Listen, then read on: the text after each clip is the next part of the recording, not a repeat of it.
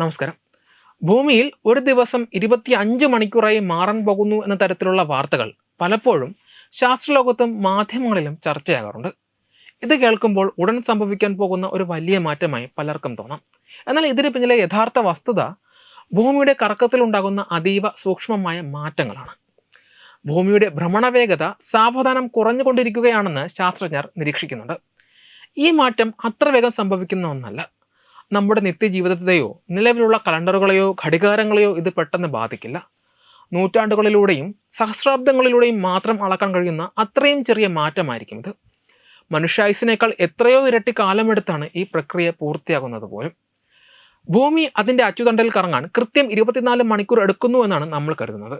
നമ്മുടെ സ്കൂളുകളും ജോലിയും ഉറക്കവും എല്ലാം ക്രമീകരിച്ചിരിക്കുന്നത് ഈ സമയക്രമത്തിനനുസരിച്ചാണ്. എന്നാൽ ശാസ്ത്രീയമായി നോക്കിയാൽ ഭൂമിയുടെ ഒരു ദിവസം എപ്പോഴും ഒരുപോലെയല്ല. ഭൂമി സ്വന്തം അച്ചുതണ്ടൽ കറങ്ങുന്നതിനോടൊപ്പം തന്നെ സൂര്യനെ പ്രദക്ഷിണം വയ്ക്കുകയും ചെയ്യുന്നുണ്ട്. അതുകൊണ്ട് സൂര്യൻ ആകാശത്ത് ഒരേ സ്ഥാനത്ത് തിരിച്ചെത്തുവാൻ ഭൂമിക്ക് അല്പം കൂടി അധികം കറങ്ങേണ്ടി വരും. ഇതിനെയാണ് നമ്മൾ ഒരു സോളാർ ഡേ എന്ന് വിളിക്കുന്നത്. കാലക്രമേണ ഈ സോളാർ ഡേയുടെ ദൈർഘ്യം കൂടിക്കൊണ്ടിരിക്കുകയാണ്. ഇതിന് പ്രധാനമായി 3 കാരണങ്ങളാണുള്ളത്. ചന്ദ്രൻ്റെ ഗുരുത്വാകർഷണം, കാലാവസ്ഥാ വ്യതിയാനം, ഭൂമിയുടെ ആന്തരിക ഘടനയിലുണ്ടാകുന്ന മാറ്റങ്ങൾ. ഭൂമിയുടെ കറക്കം കുറയ്ക്കുന്നതിൽ ചന്ദ്രൻ വലിയൊരു പങ്ക് വഹിക്കുന്നുണ്ട്. ചന്ദ്രൻ്റെ ഗുരുത്വാകർഷണം ഭൂമിയിലെ സമുദ്രങ്ങളിൽ വേലിയേറ്റവും വേലിയിറക്കവും ഉണ്ടാക്കുന്നു.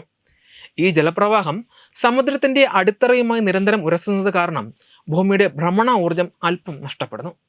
ഒരു കറങ്ങുന്ന കസേരയിൽ ഇരിക്കുമ്പോൾ കാൽ തറയിൽ ഉരസിയാൽ കറക്കം കുറയുന്നത് പോലെയാണത്. നാസയുടെ പഠനങ്ങൾ പ്രകാരം ഈ ഊർജം നഷ്ടപ്പെടുന്നത് വഴി ഭൂമിയുടെ കറക്കം കുറയുകയും ചന്ദ്രൻ ഭൂമിയിൽ നിന്ന് പതുക്കെ അകന്നു പോവുകയും ചെയ്യും. ആധുനിക കാലത്ത് കാലാവസ്ഥാ വ്യതിയാനവും ഭൂമിയുടെ കറക്കത്തെ ബാധിക്കുന്നുണ്ടെന്ന് കണ്ടെത്തിയിട്ടുണ്ട്. ആഗോളതാപനം കാരണം ധ്രുവപ്രദേശങ്ങളിലെ മഞ്ഞുപാളികൾ ഉരുകുന്നതും ഹിമാനികൾ ചുരുങ്ങുന്നതും ഭൂമിയുടെ പിണ്ഡത്തിന്റെ വിതരണത്തിൽ മാറ്റം വരുത്തും. മഞ്ഞുരുകി വെള്ളം സമുദ്രങ്ങളിലേക്ക് എത്തുമ്പോൾ ഭൂമിയുടെ ബാലൻസ് മാറുകയും അത് ഭ്രമണവേഗതയെ ബാധിക്കുകയും ചെയ്യുന്നു. 2000 ആണ്ടിന് ശേഷം ഗ്രീൻലാൻഡിലും അന്റാർട്ടിക്കയിലും മഞ്ഞുരുകുന്നത് വർദ്ധിച്ചതോടെ ഈ മാറ്റത്തിന് വേഗത കൂടിയിട്ടുണ്ട്.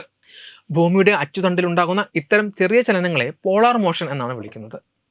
അതീവ കൃത്യതയുള്ള റേഡിയോ സിഗ്നലുകളും ലേസർ സാങ്കേതിക വിദ്യയും ഉപയോഗിച്ചാണ് ശാസ്ത്രജ്ഞർ ഇത്തരം മാറ്റങ്ങൾ അളക്കുന്നത്.